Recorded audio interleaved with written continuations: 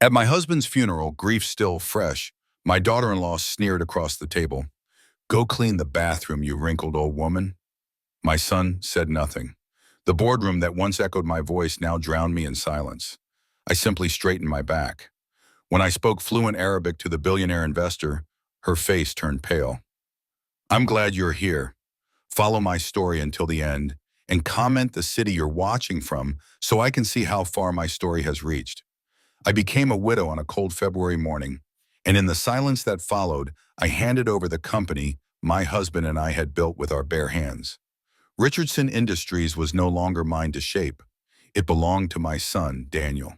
For years, I believed I was stepping aside for the future, allowing him the chance to carry the torch. But as I sat in that boardroom, the same one where I had once presided with authority, I realized how naive that belief had been. The mahogany table stretched out before me like a reminder of my former power. 2 decades ago, I had been at its head, making decisions that rippled through hundreds of employees' lives. Every deal signed, every contract negotiated, every late-night strategy session, it had all been a part of me.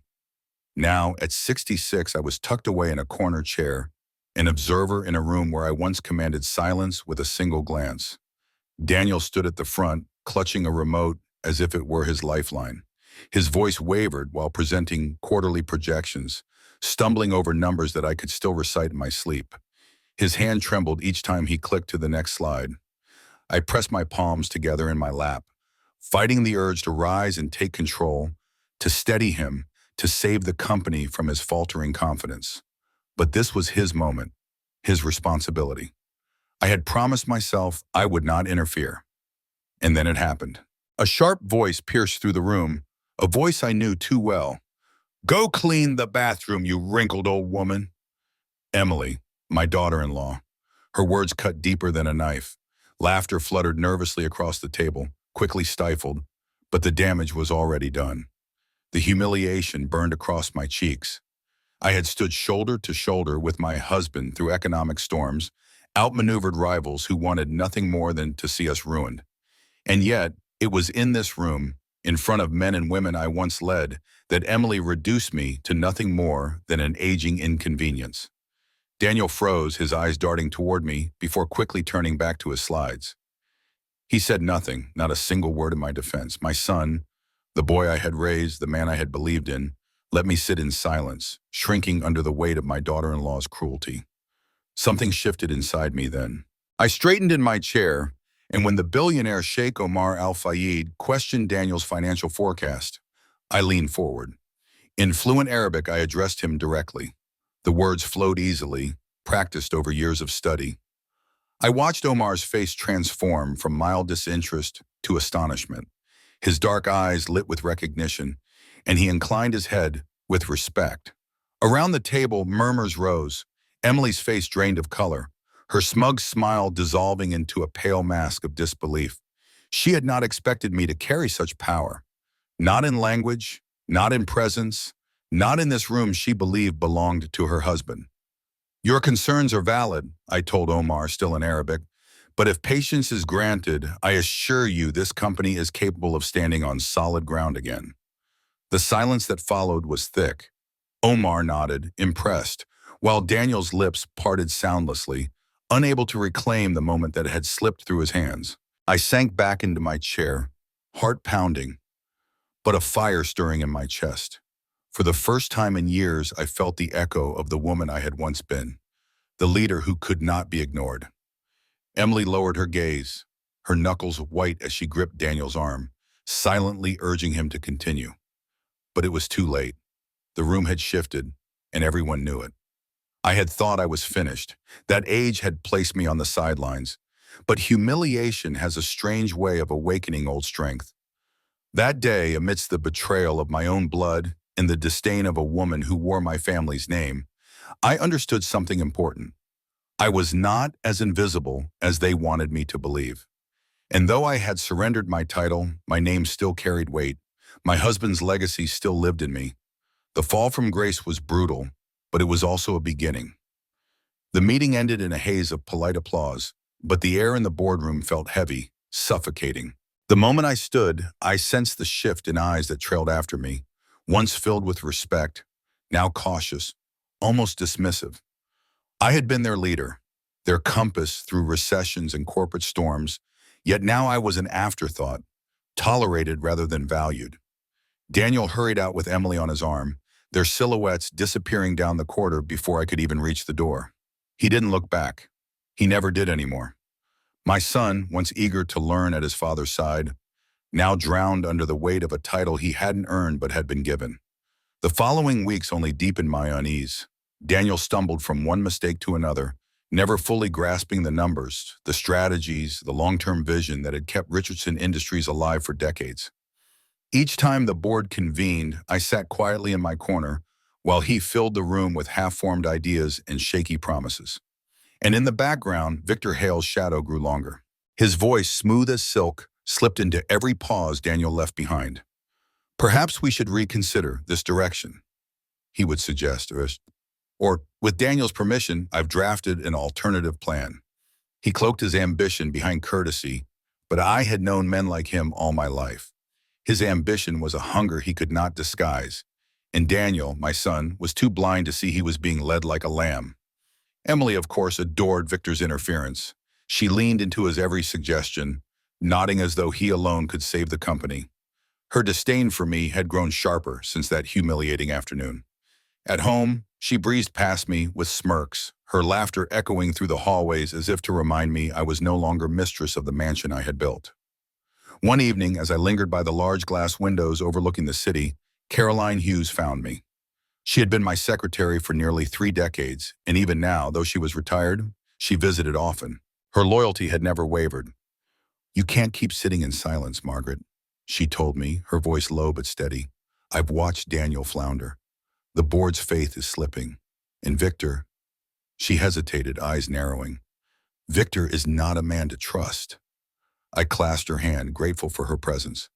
"If I step in, Caroline, Daniel will see it as betrayal. He'll resent me more than he already does. And if you don't," she said firmly, "everything you and your husband built will be swallowed by men who care nothing for legacy." Her words lingered long after she left. That night, I sat alone in the study where my husband and I had once planned every step of our empire. His portrait hung above the fireplace, his eyes captured in paint as sharp and alive as they had been in life. I remembered his voice, deep and certain, telling me the company was more than contracts and profits. "It's our family's promise," he had said, "a legacy that must endure, even when we are gone." Now he was gone, and the promise teetered on the edge of ruin. I closed my eyes and tried to summon the strength I once carried with ease. But the years had worn me down. Grief had hollowed me. Daniel's coldness had pierced deeper than I ever admitted aloud. It was easier to sit in silence than to risk losing him entirely. Still, the whispers of employees reached me even in the quiet corners of the house. Rumors about declining stock, about missed deadlines, about a CEO who could not lead. Doubt spread like a sickness, and in every hushed conversation, I heard the name Victor Hale, whispered like a coming storm. I knew then that my silence was not protecting Daniel. It was destroying him. And worse, it was destroying everything my husband and I had given our lives to build. The boardroom that had once been a place of triumph now felt like a battlefield where my son was losing ground with every passing day. And in the shadows, Victor waited, patient, smiling, ready to strike. Ready. I pressed my hand against my husband's portrait that night and whispered, "I promised you I'd protect this legacy, but how do I save it without breaking our son?" The silence gave no answer. Only the city lights blinking below reminded me that time was running out. The night I learned the truth, the mansion was quiet. Shadows stretched long across the marble floors. I had risen from bed to fetch a glass of water when I heard voices drifting from Daniel's study. My footsteps slowed, my heart heavy with unease. The door was cracked just enough for their words to spill out like poison. Emily's voice, sharp and venomous, filled the air. "He's weak, Victor. He'll sign whatever papers you put in front of him. And once the ink is dry, Richardson Industries will be ours." Victor's laugh followed, low and cold. "Daniel has no vision, no backbone. With you at his side, guiding him, the company will bend to us. But his mother, He paused, his tone dropping to a sneer. She's the only obstacle left. Margaret still carries influence. People respect her, even if she's too blind to see it. Emily scoffed, her words slicing through me like glass. She's nothing but a relic from the past, old, wrinkled, clinging to a throne that crumbled years ago. I'll make sure she stays in her corner, where she belongs. I pressed a hand against the wall, forcing myself to breathe. My son's wife, the woman who bore my family's name. She plotted my ruin in the very house my husband and I had built brick by brick. Anger surged inside me, hot and bitter. I wanted to burst through the door, to strike her across the face, to remind Victor Hale that I had buried men like him with a single boardroom maneuver. But I stood frozen, listening, absorbing every venomous word. Their laughter twined together like a pack sealed in the dark. When I finally returned to my room, sleep would not come.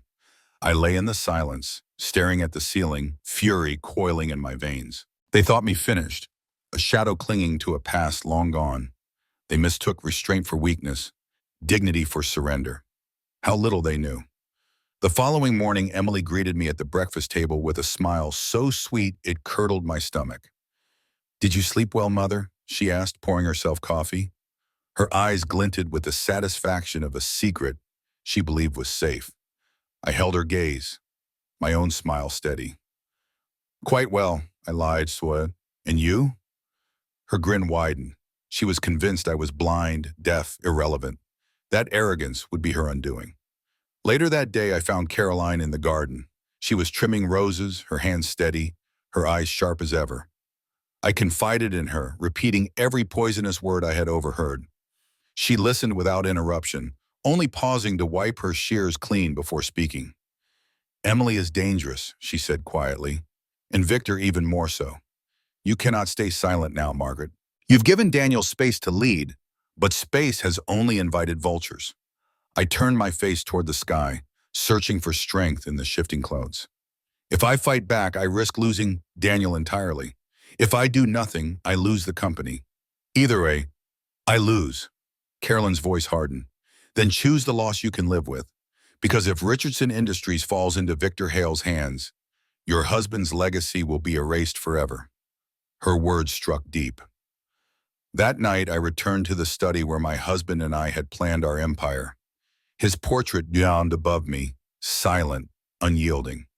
I poured myself a glass of whiskey, the same brand he once favored, and sat alone with the firelight. The flames flickered like the years of our labor, decades of sacrifice, triumph, and resilience. I thought of Daniel as a boy sitting on his father's lap, listening to stories about leadership and courage. Where had that boy gone? What had happened to the promise in his eyes? I set the glass down and whispered to the portrait, "If you were here, you would know what to do. But you left me to carry this alone." The fire popped, sending a spray of sparks upward, and in that sound, I felt an answer, not in words but in resolve. They wanted me silent. They wanted me forgotten. I would give them neither. The poison of pride had filled my house, my boardroom, my family. But I had survived worse storms, and I would survive this one. Stay with me, because the storm is about to break wide open. What I overheard that night would ignite a battle none of them expected. And I promise you, this fight is only just beginning. Don't miss what comes next. Weeks passed, and the cracks within Richardson Industries widened like fractures in glass.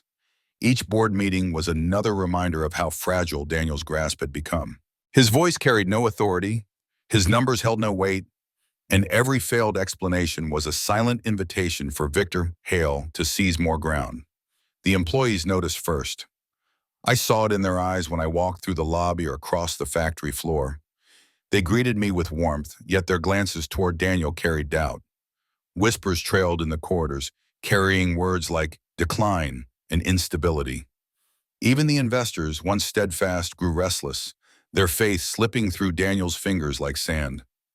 Emily tried to mask the decay with extravagance. She appeared at board luncheons in diamond necklaces that glittered under the chandeliers, her laughter high and shrill, as if wealth could drown out weakness.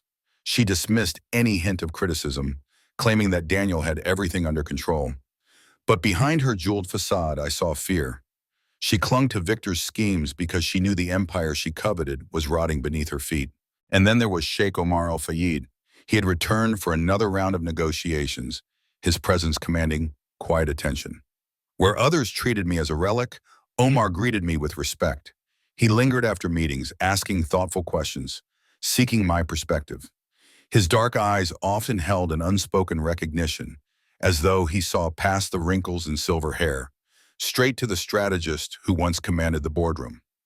"Your company stands at a crossroads," he told me one evening, his voice calm but resolute. "But a crossroads cannot be navigated by someone without a map." His glance shifted toward Daniel, fumbling with papers at the far end of the room. The meaning was clear. I answered with care. "My son must find his footing. If I intervene too soon, he will never stand on his own." Omar inclined his head, though I could tell he disagreed. "A legacy deserves a steward, not a passenger." His words clung to me long after he left. At night, I sought refuge in the cemetery, where my husband's grave lay beneath a stone carved with our family crest. The city's lights flickered in the distance, but here the world was quiet, stripped of noise and pretense. I traced my fingers over his name and felt the ache of loneliness press against my chest. "I tried to honor your wishes," I whispered, the cool wind carrying my words into the night. "I gave Daniel the reins, just as you wanted, but he is faltering, and I don't know how to save him without taking everything away." The silence that followed was unbearable. My husband had always been my anchor, his certainty steadying me through storms. Without him, I felt adrift, my compass shattered. When I returned home, Caroline was waiting in the study. She had spread out financial reports across the desk, her brow furrowed. "Look at these figures," she said, her tone grim. "Expenses are climbing. The last shipment missed its deadline. And Victor, he's been funneling contracts to companies tied to his own investments." I sank into the leather chair opposite her, exhaustion heavy in my bones. "If I bring this to Daniel, he'll accuse me of meddling. He'll shut me out completely." Carolyn's eyes, sharp and unwavering, locked on mine. "Then don't bring it to Daniel. Bring it to the board. If you wait, there will be nothing left to save." Her words cut through my hesitation, but fear lingered. My love for Daniel warred with my duty to the company. Every choice felt like betrayal. The next morning, as I walked through the factory floor, I watched workers moving with sluggish uncertainty. Machines hummed, but the energy was gone, replaced with a kind of weariness I hadn't seen in decades. They knew. They all knew. And they were waiting for someone, anyone, to take control. As I passed, a young engineer met my eyes. For a fleeting moment, I saw hope there, as if he believed I might still hold the power to steady the ship. The weight of that expectation settled on my shoulders. By the time I returned to the mansion that evening, I felt the decision forming inside me like a storm gathering strength. Emily greeted me with her usual condescension, but I barely heard her.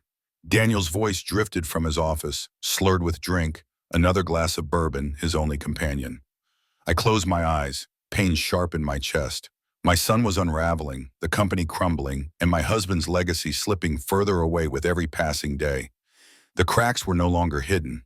They were gaping wounds, and if I did not act soon, Richardson Industries would bleed out completely. The storm broke not with thunder, but with Emily's voice. Her words lashed at me like a whip in the dimly lit hallway of the mansion. "You don't belong here anymore, Margaret," she hissed, her eyes gleaming with venom. "This is my house now, my family, my company. If you interfere again, I'll make sure you're tossed out with nothing." I stood frozen, my hands still resting on the banister of the grand staircase. For years I had endured her jabs, her smirks, her calculated humiliations. But that night something inside me snapped. The rage I had swallowed for too long surged to the surface. My palm struck her cheek before I could stop myself. The sound echoed through the hall, sharp and final. Emily gasped, her hand flying to her face, her eyes wide with shock. "I have lived in this house longer than you have breathed its air," I said, my voice low but unshakable. "You forget yourself, Emily. You are a guest in a legacy that you will never own." Her lips curled into a bitter smile, but the tremor in her hands betrayed her fury. "You'll regret that," she spat, and then stormed down the hall, her heels striking the floor like gunshots.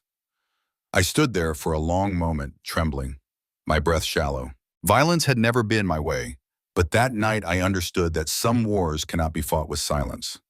The following day, I sought out Sheikh Omar in private. We met in a quiet lounge of his hotel, far from the ears of Daniel or the board. He rose when I entered, his posture regal, his expression grave. "Margaret," he said, offering me his hand, "I feared this meeting would never come." I sat across from him, my pulse quickening as I slid a folder across the table.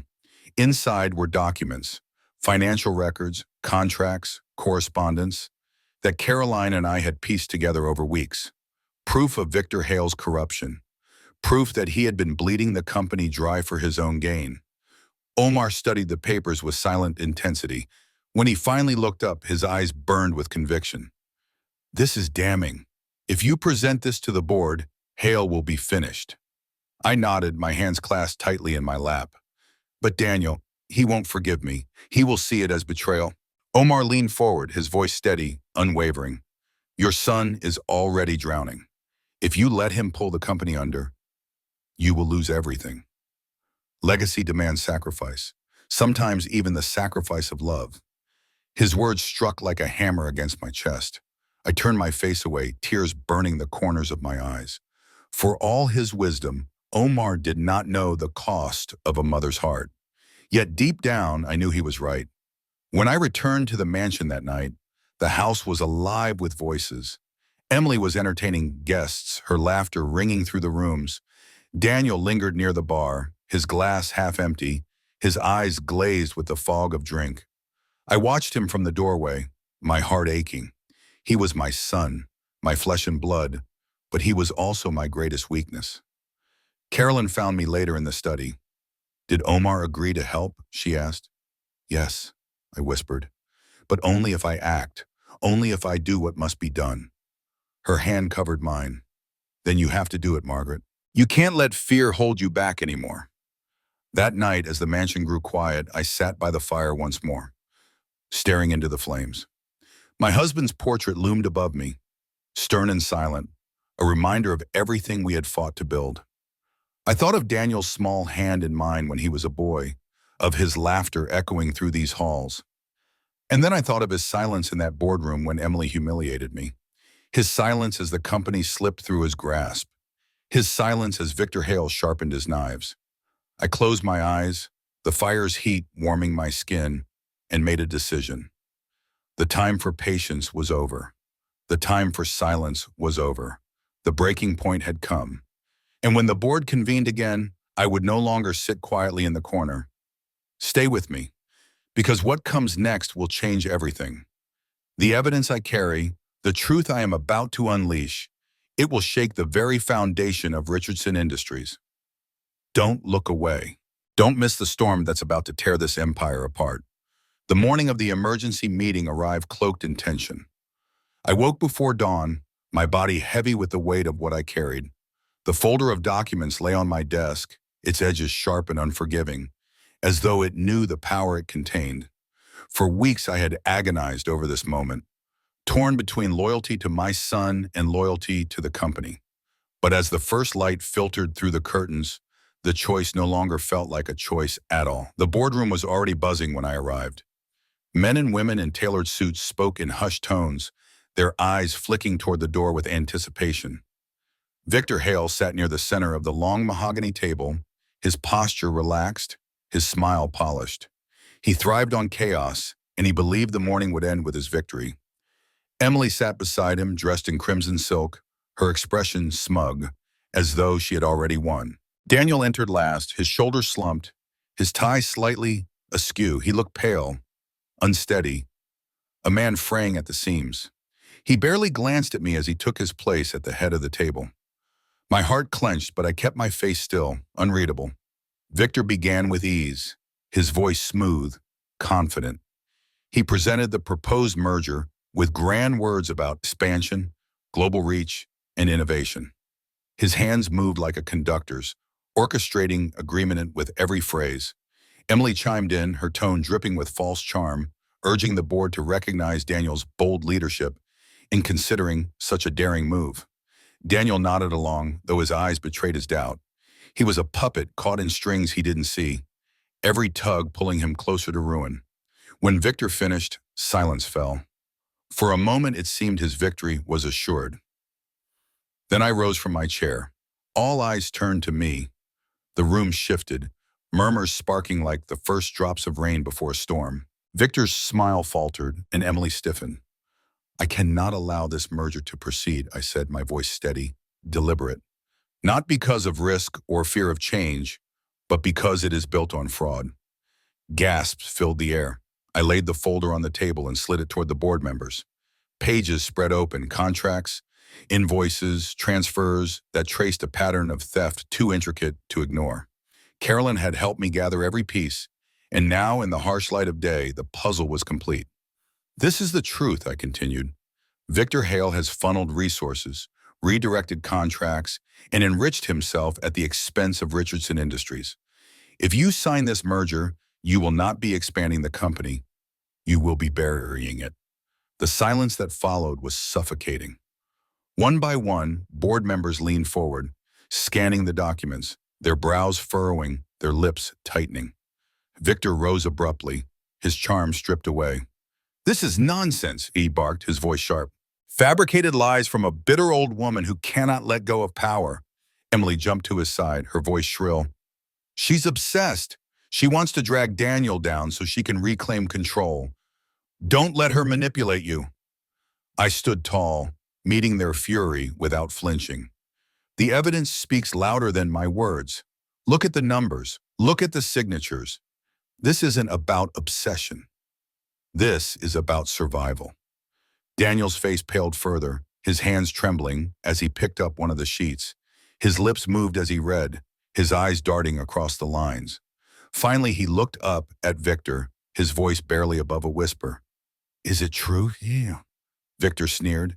She's twisting the facts. Don't be a fool, Daniel. You know she has always wanted control.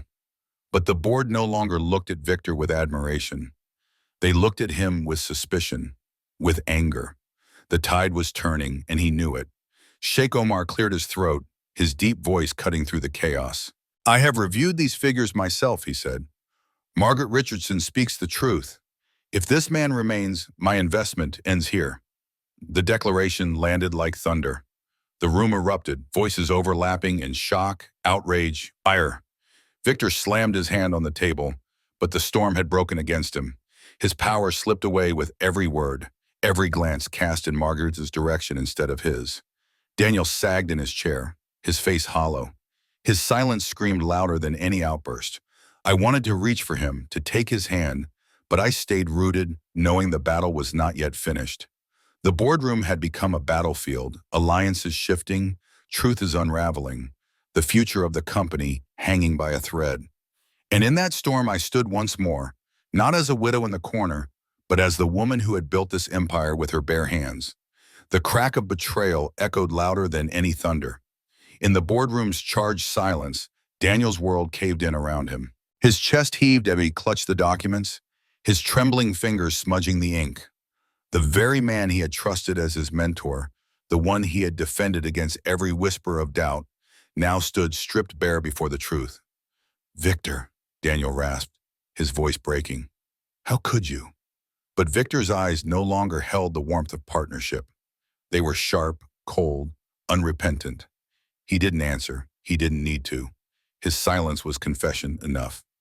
Emily, her crimson blouse glowing like fresh blood in the fluorescent light, pressed her hand against Daniel's arm. Don't listen to her, she cried, her voice desperate, fraying at the edges. Your mother has hated me from the start. She forged these lies to turn you against me. Can't you see? She wants to destroy us. Her eyes darted toward me, venom flashing in their depths. She'll never accept me, no matter what I do. I didn't flinch. I let her words pierce the air, knowing they could not pierce the truth. My gaze stayed fixed on my son, who sat torn between love, duty, and the bitter reality that his choices had led him here. Sheikh Omar's voice cut through the chaos like a blade. Enough, the documents do not lie. Neither numbers nor signatures bend to personal grudges. His steady gaze swept the table, commanding silence. If the board chooses to ignore this, then you sign your own death warrant as a company. The words struck like a verdict. Murmurs rose, chairs shifted, and all at once the certainty that Victor once carried dissolved into smoke. Victor slammed his hand on the table, his composure shattering. "You think you can oust me?" he thundered. "Without me, this company will crumble. You'll regret this.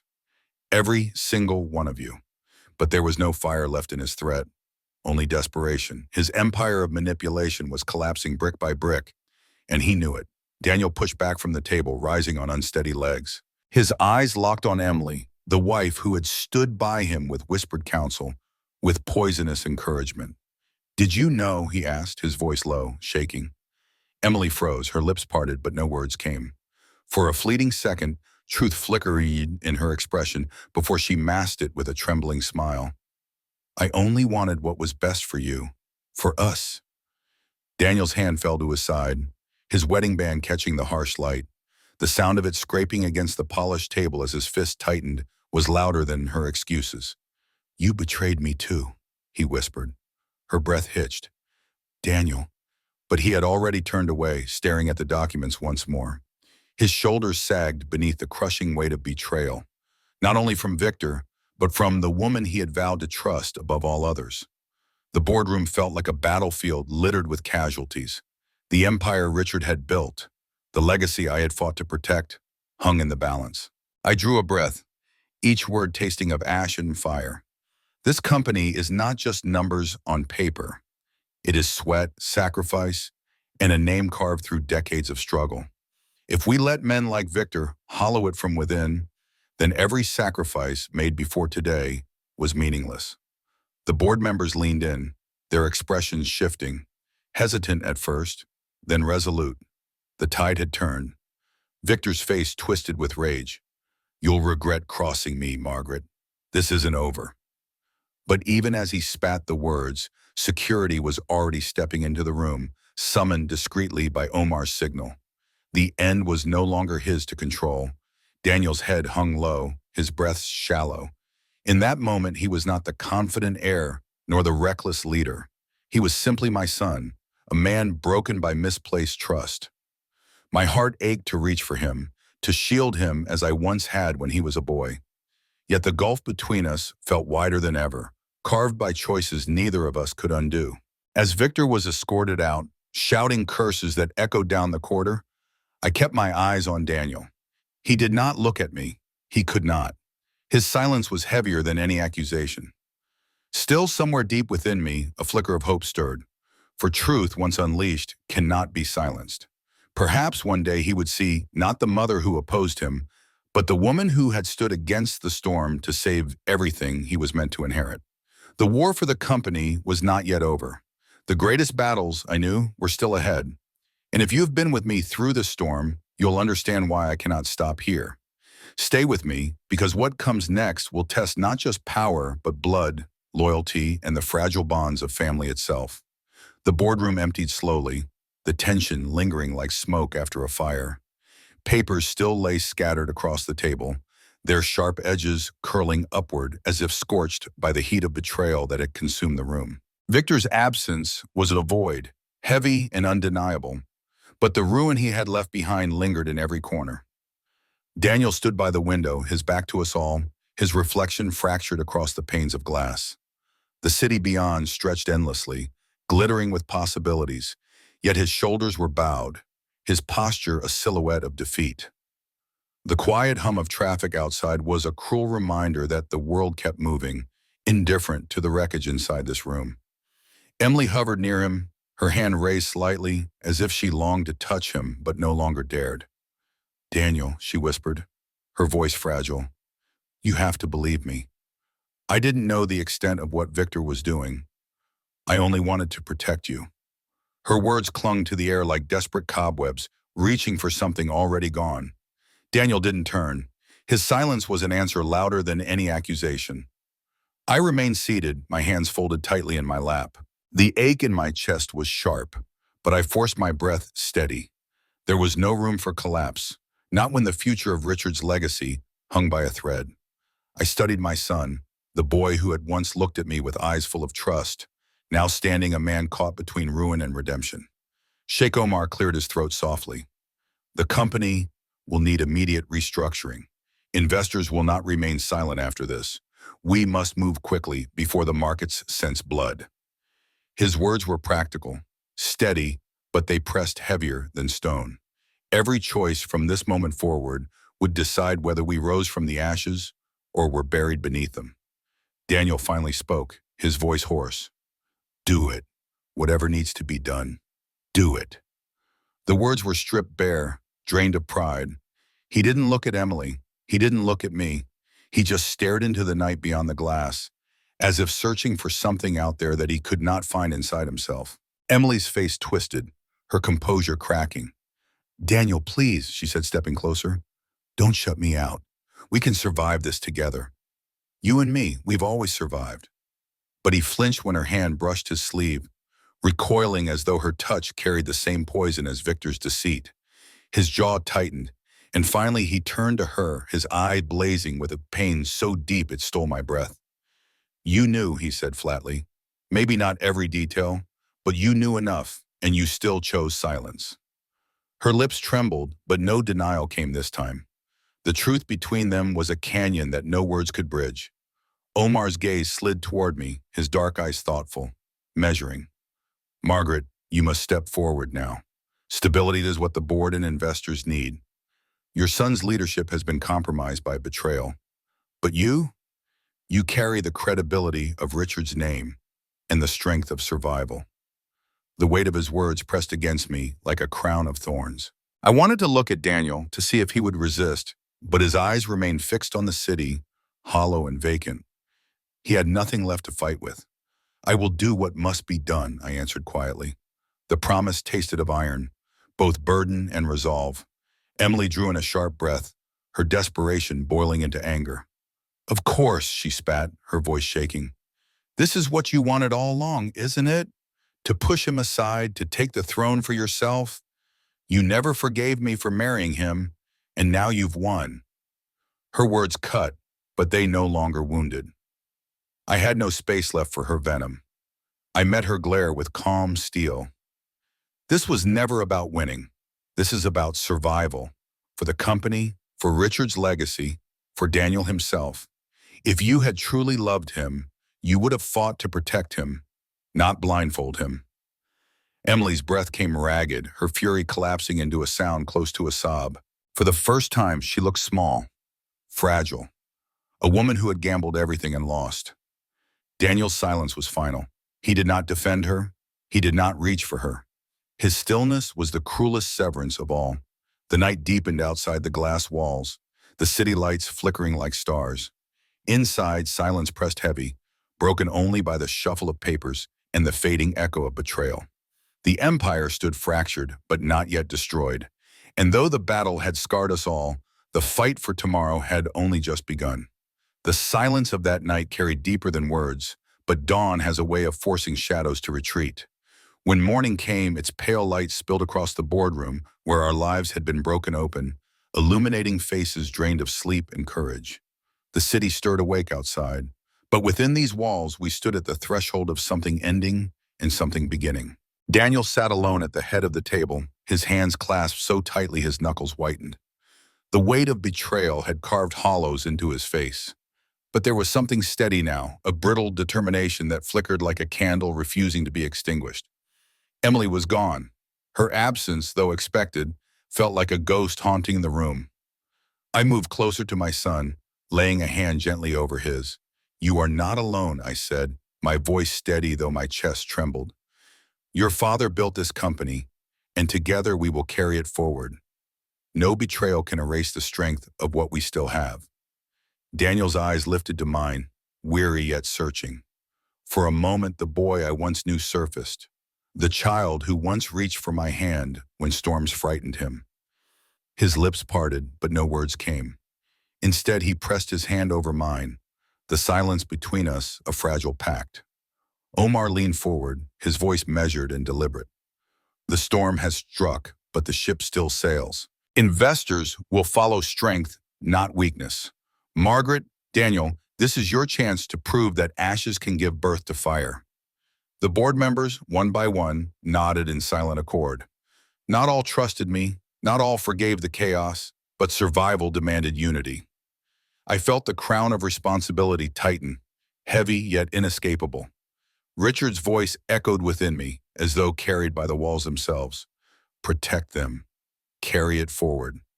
Daniel drew a deep breath and finally spoke. I will not let his betrayal define me. I will not let her silence destroy what we've built. From today, every choice I make will be for this company, for our family, for the people who believe in us. His words, though quiet, trembled with conviction. It was not the roar of a king, but the vow of a wounded man determined to heal. I turned toward the board, my spine straight, my voice unwavering. Then let it be known, this family does not bow to ruin. We rise. We rebuild. And we honor Richard by standing stronger than those who tried to tear us apart. For a heartbeat, the room held still, and then a ripple of assent moved through it like a tide. The future remained uncertain, lined with battles yet to come. But in that moment, we reclaimed the power that betrayal had tried to steal. The path ahead would not be gentle. It never was, but it was ours. And if you've walked with us this far, don't turn away now. Stay, listen, follow, because this story of survival is only the beginning. Like, share, and subscribe so you'll never miss what rises from the ruins.